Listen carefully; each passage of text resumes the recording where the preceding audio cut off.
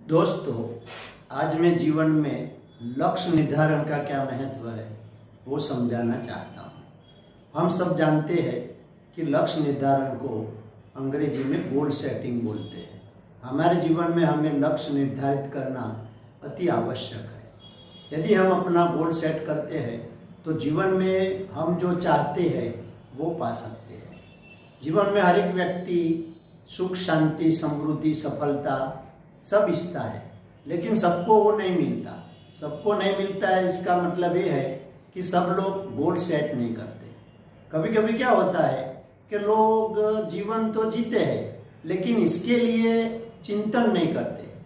चिंता बहुत लोग करते हैं लेकिन चिंतन कम करते हैं। यदि आप चिंतन नहीं करोगे तो जीवन में आप क्या पाना चाहते हो वो आपको कैसे पता चलेगा। मैं ये कहना चाहूँगा कि goal setting is very much important in our life and one saying goes in English that not failure but low aim is crime. इसका मतलब ये होता है कि जीवन में निष्फलता मिले तो कोई बात नहीं, लेकिन हमारा लक्ष्य है वो हमेशा ऊंचा होना चाहिए। हम यदि उदाहरण दें धीरूभाई अंबानी का, सचिन तेंदुलकर के, ऐसे बहुत लोग हैं जिसने अपना लक्ष्य ऊंचा रखा और अपने अपने फील्ड में अच्छी सफलता हासिल की।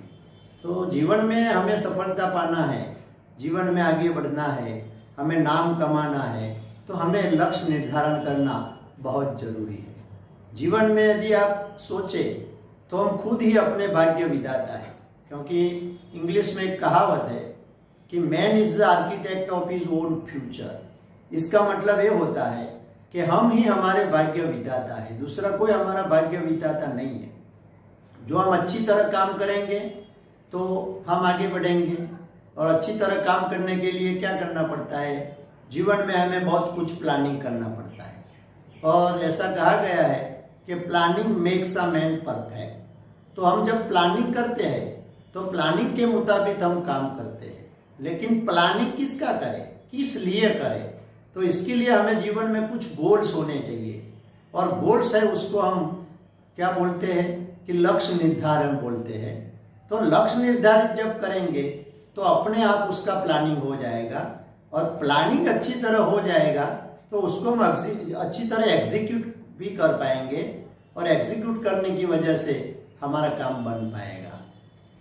यहाँ मैं भगवान कृष्ण को भी इसकी बात भी रखने का सोचता हूँ, क्योंकि भगवान कृष्ण ने ऐसा बोला है कि हमारा कोई मित्र नहीं है, हमारा कोई दुश्मन नहीं है, हम अपने आप हमारे दुश्मन या मित्र है। इसका मतलब ये होता है कि जीवन में हमारी प्रगति के लिए और हमारी जो हम फेलियर होते हैं इसके लिए दूसरा कोई जवाबदार नहीं है, हम खुद इसके जिम्मेवार हैं।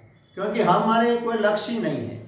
हम कुछ लक्ष्य रखें और आगे बढ़े तो अपने आप आगे बढ़ सकते हैं, लेकिन हम क्या करते हैं, ब्लेम गेम खेलते हैं। हमारे निष्फलता के लिए हम दूसरों को दोषी ठहराते हैं।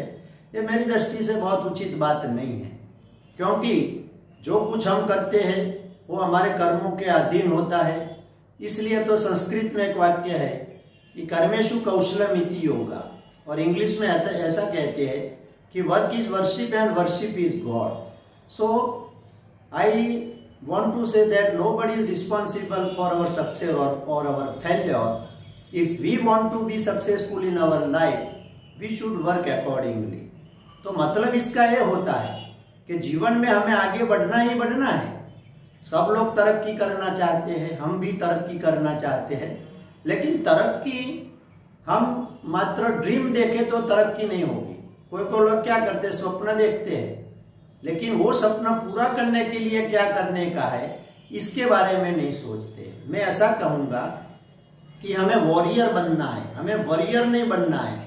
बहुत लोग चिंता बहुत करते हैं, उसको हम वॉरियर बोलते हैं, लेकिन जो योद्धा की तरह जीवन का युद्ध लड़ते हैं उसको हम वॉरियर बोलते हैं।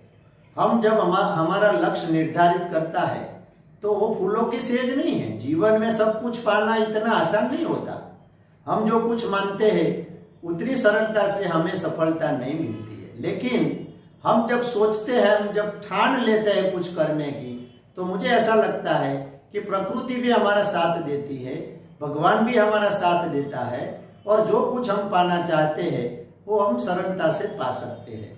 तो मतलब ये हुआ मित्रों कि जीवन में यदि आगे बढ़ना हो, जीवन में अच्छी तरक्की करना हो, सफलता पाना हो, सुख शांति और समृद्धि से काम करना हो, सुख शांति समृद्धि पाके हमें सफल होना हो और दुनिया में नाम कमाना हो, तो हमें गोल सेटिंग करना है और गोल सेटिंग करके उसके बारे में प्लानिंग करके उस प्लानिंग के मुताबिक हम काम करेंगे तो मुझे विश्वास है कि हम जीवन में जरूर सफल होंगे।